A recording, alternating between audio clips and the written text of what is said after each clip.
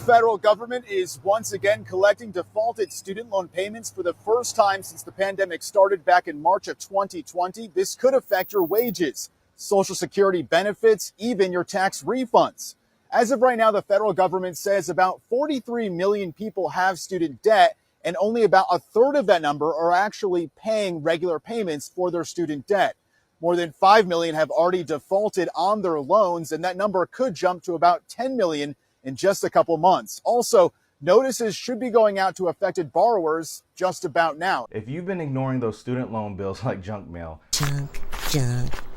listen up, because this could seriously cost you. So let's talk about how Uncle Sam can literally reach into your paycheck and why that could shut the door on your dream of becoming a homeowner.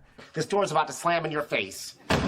Hey, I'm Marcus Mays, a licensed realtor here in Texas, here to help you buy, sell, or invest in real estate. Whether you're making your first move or your next big one, I'm your go-to. You got questions, give me a call, shoot me a text, slide in my DMs, or just drop a comment below, and I'd love to chat and see how I could be of service. Also, if you want to stay ahead of the Texas real estate market, be sure to sign up for my new free weekly newsletter. The link's in the description. Don't miss it. Okay, let's talk about student loan debt in the United States. It's no joke. Over 43 million Americans owe student loan debt, and the government isn't just hoping you're going to pay it back out of kindness. You don't have to pay me back. Are you kidding?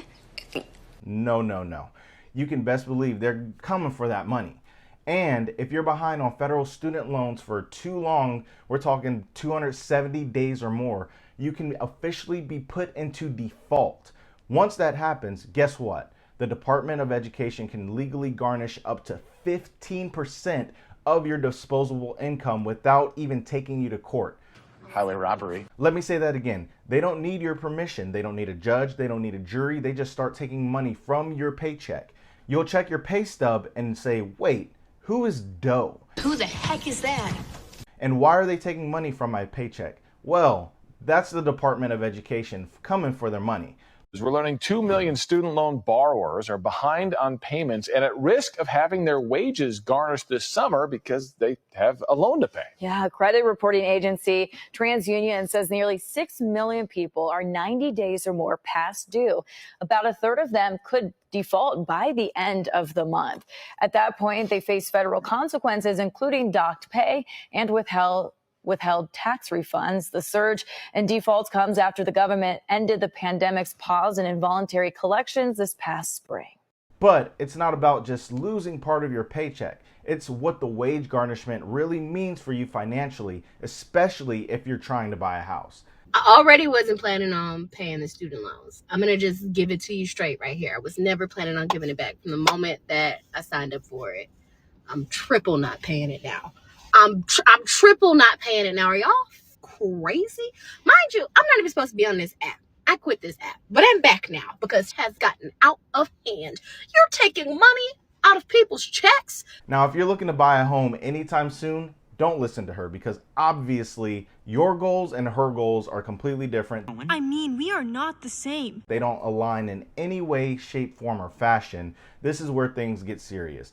Let's say you want to apply for a mortgage. The lender is going to check your income, your debt to income ratio, which is also known as your DTI, your credit score, and yes, your federal student loan repayment status. And if you're in default or being garnished, it's like waving a big red flag in front of the lenders that says, hey, I might not be able to handle more debt responsibly.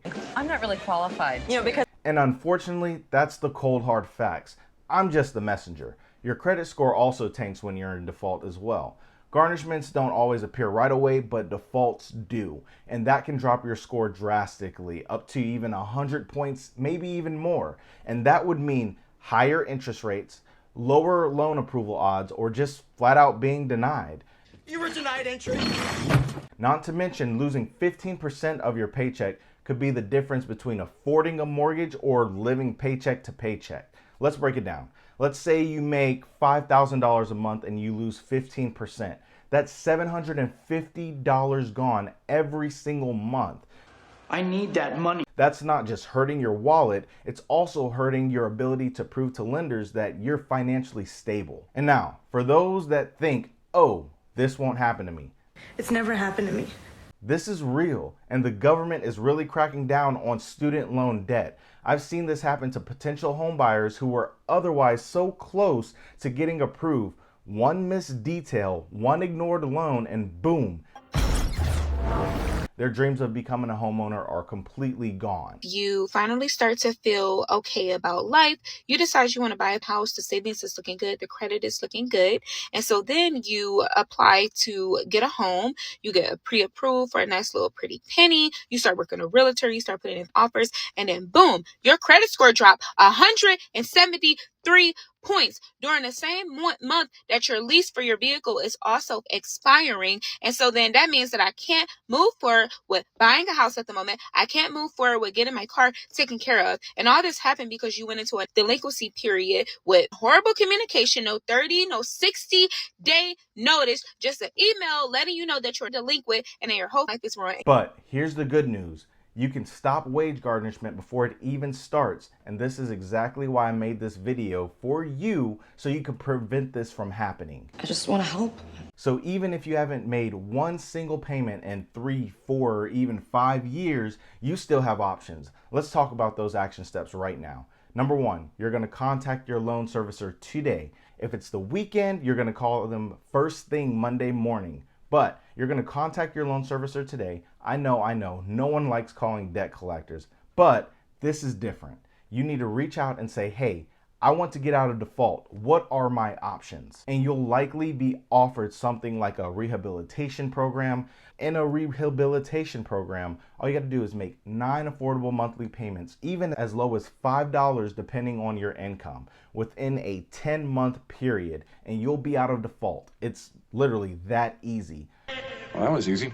You could also be offered a consolidation, where you combine your defaulted loan into a new direct consolidation loan and pick a repayment plan. But you must abide by that repayment plan. Believe me, just follow the plan. Or they could offer you the Fresh Start program, which is a great program, but it's only available temporarily for certain federal loans. But this gives borrowers a one-time chance to get out of default without jumping through all of the hoops. I need that. If they offer you this, look at it like a get out of jail free card and don't mess it up. Second thing you're gonna do is enroll in an income-driven repayment plan, an IDR. I'm sure you guys have heard of it. This plan is based on your income and family size. In some cases, your payment could be even as low as $0 a month. Sign me up. And yes, that still counts toward forgiveness after 20-25 years. Now, the third thing and most important thing you're gonna do, besides making your payments on time, is stay in contact with your loan servicer. Missing communication is how most people fall behind. It doesn't matter if you're broke. It doesn't matter if you can't pay right now. Just make sure you stay in contact. Just talk to me. This protects you.